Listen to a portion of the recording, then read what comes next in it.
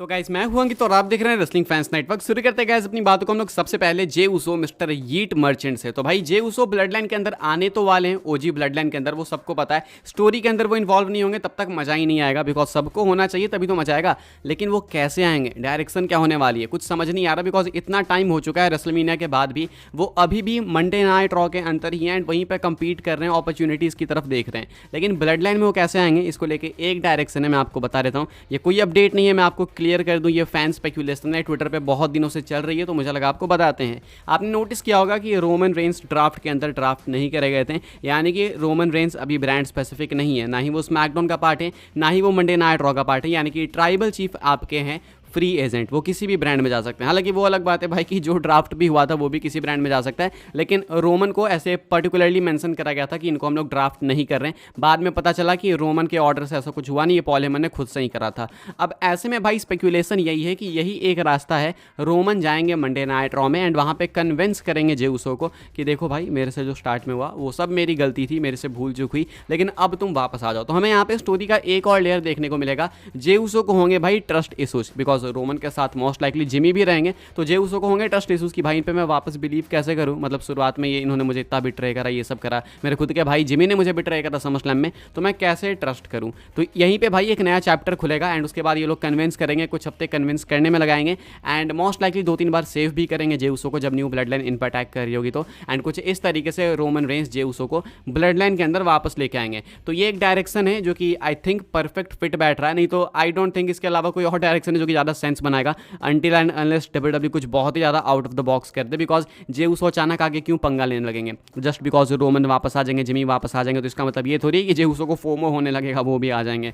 तो हाँ, रोमन को कन्विंस करना पड़ेगा कि आप चाहते हो कि ये एंगल हो या फिर कोई और एंगल आप पिच करना चाहते हो, कमेंट करके बताना। अभी के हिसाब से ये चीज़ बहुत पिछले कुछ दिनों से ट्विटर पर फैल रही थी, तो मुझे लगा एक बार आपके साथ इसको डिस्कस कर लेते हैं। क्या सोचते हो भाई, अपने रिएक्शंस आप लोग लिख के जरूर से बताना इस चीज़ से related.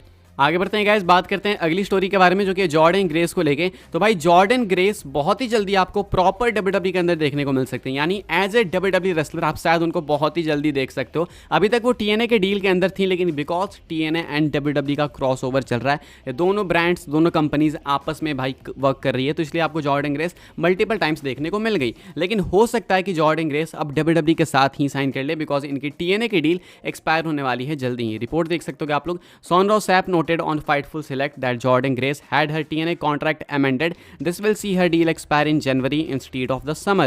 Jordynne Grace you might see backstage at NXT more, especially if she ends up leaving TNA in January. Originally she re-signed with TNA in the summer of 2023, which would have put her deal to expire in the summer of 2025. However, we are told at some point she had her contract amended and now it's up in January. Obviously she is expected to get heavy interest within pro wrestling. तो कहना है इनका सॉनरॉ SAP का Fightful वाले का कि Jordan grace ने 2023 के समर के अंदर डील साइन करी थी टीएनए के साथ में एंड ये डील 2025 समर में एक्सपायर होने वाली थी। लेकिन इसी दौरान बीच में इन्होंने अपने कॉन्ट्रैक्ट के साथ कुछ छेड़छाड़ करा, चेंजेस हुए कॉन्ट्रैक्ट में एंड अब इनकी डील एक्सपायर होने वाली है जनवरी में, यानी कि 2025 के स्टार्टिंग में, 2025 के स्टार्टिंग में, शुरुआत में। एंड साथ में ये भी कहते हैं कि ऑलमोस्ट श्योर हैं कि काफ़ी हैवी इंटरेस्ट होगा बाकी रेसलिंग प्रमोशंस के अंदर जॉर्डन ग्रेस को साइन करने के लिए। सो आई डोंट थिंक ये डब्ल्यूडब्ल्यू के अलावा कहीं और जाना चाहेंगी। साथ में इन्होंने एक बार ये एड्रेस भी करा था किसी इंटरव्यू के अंदर कि वो डब्ल्यूडब्ल्यू के अंदर डब्ल्यूडब्ल्यू के रेसलर के तौर पे आना चाहती हैं, तो वो चीज़ बिल्कुल होगी 100%, no doubt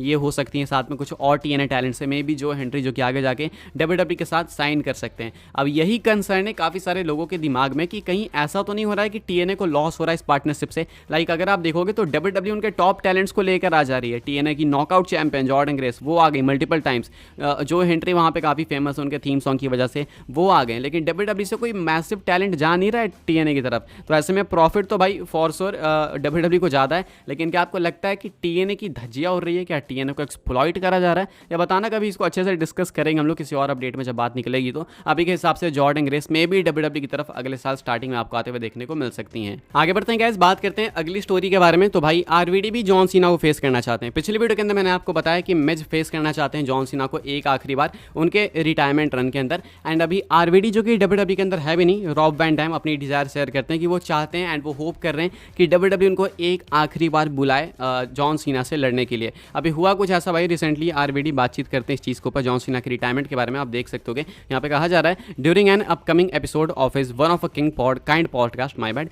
RVD stated that he would be down to face John Cena during this retirement run. We will have to see if the end up booking it that way. कहते हैं RVD, I hope that bring me in for a rematch with Cena, that would be super cool. I don't know if they know but I know I could have that same match absolutely. तो ये कहते हैं कि John Cena को face तो बिल्कुल करना चाहते हैं एंड ये काफ़ी टाइम से कह रहे हैं भाई, WWE से रिक्वेस्ट एक तरीके से ऐसे अपने पॉडकास्ट में इंटरव्यूज़ में बात करते हुए कहते हैं कि ये आना चाहते हैं कंपनी के अंदर, लेकिन WWE इनको अभी तक बुला नहीं रही है। कहते हैं कि ये होप कर रहे हैं कि WWE एक आखिरी बार एक रीमैच के लिए बुलाएगी इनको जॉन सीना से लड़ने के लिए। अब ये चीज़ मेरे अकॉर्डिंग तो भाई बहुत ही ज़्यादा अनलाइकली है। लाइक इतने सारे सुपरस्टार्स अपने नेम को पिच कर रहे हैं, WWE के अंदर ही टैलेंट्स की कमी नहीं है, यंगर टैलेंट्स हो गए, लेजेंड्स हो गए, WWE के अंदर बहुत सारे हैं जो कि जॉन सीना को उनके आखिरी रन के अंदर फेस करना चाहेंगे एंड जिनको WWE चाहेगी कि जॉन सीना फेस करें। अब अगर बाहर से भी WWE लेकर आएगी तो ये चीज़ भाई इम्पॉसिबल है, मेरे अकॉर्डिंग ये चीज़ हो ही नहीं सकती। बाकी ये जॉन सीना का तो एक बहाना है, एक्चुअल बात ये है कि RVD काफ़ी टाइम से WWE के अंदर आना चाहते हैं, तो क्या पता भाई ट्रिपल एच कभी इनको ऑफर करें,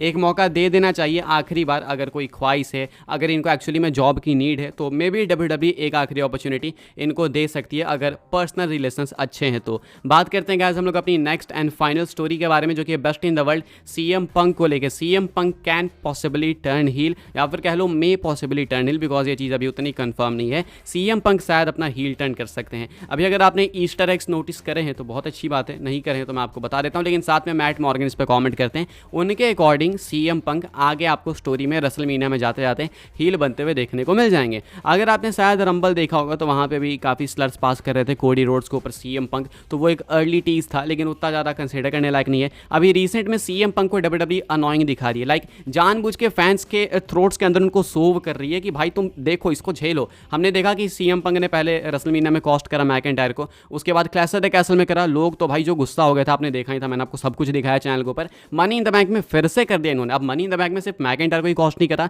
बल्कि इनकी वजह से money in the bank briefcase खत्म हो गई पूरे साल के लिए। तो लोग इस चीज़ से इरिटेट हो रहे हैं एंड पर्सनली मैंने भी आपको बताया था कि मुझे भी अब थोड़ी सी चिढ़ आ रही है CM पंक के ऊपर। तो WWE यही चाहती है एंड ये इसलिए चाहती है बिकॉज शायद इनको हील बनाना है CM पंक को। अब मैकिंटायर, सेथ रॉलिंस, CM पंक ये तीनों आपस में इन्वॉल्व होंगे, तो कौन हील होगा कौन ट्विनर होगा देखना होगा। मेरे अकॉर्डिंग सेथ रॉलिंस ट्विनर होने वाले हैं, ड्रू मैकिंटायर तो हील हैं तो आई गेस वो हील ही रहेंगे, लेकिन साथ में CM पंक भी हील बनेंगे बिकॉज इतना कुछ करने के बाद CM पंक फेस तो नहीं कहला सकते। या तो आप उनको ट्विनर की भी डार्क साइड में रखोगे, नहीं तो आप उनको परफेक्ट हील बनाओगे। मैट मॉर्गन के अकॉर्डिंग हील साइड पर जा रहे हैं CM पंक एंड रेसलमेनिया जाते जाते वो परफेक्ट हील भी बन जाएंगे। अब क्या आप CM पंक को एज ए हील सुपरस्टार देखना चाहते हो? आई गेस एक बार तो ये हील बनेंगे, वैसे भी पता नहीं कब तक होंगे WWE के अंदर एक्टिव, वो मुझे नहीं पता बिकॉज इनकी भी एक एज हो चुकी है, लेकिन एक बार तो हील बनेंगे इतना मुझे लगता है। फिलहाल इस वीडियो के लिए गाइस ये कुछ अपडेट्स थी, आई होप आपको इन्फॉर्मेशन मिली हो। मिलो तो वीडियो को लाइक करें, शेयर करें, सब्सक्राइब करें चैनल को, ताकि आने वाले टाइम के अंदर आपको और भी ऐसी WWE की न्यूज़ अपडेट्स जानने को मिलती रहे। फॉलो कर सकते हैं आप लोग मुझे इंस्टाग्राम एंड ट्विटर पर, लिंक आपको मिल जाएगी डिस्क्रिप्शन में। ज्वाइन कर सकते हैं व्हाट्सएप चैनल को, उसके भी लिंक डिस्क्रिप्शन में। मिलते हैं अपनी नेक्स्ट ऑफर काफ़ी इंटरेस्टिंग वीडियो में।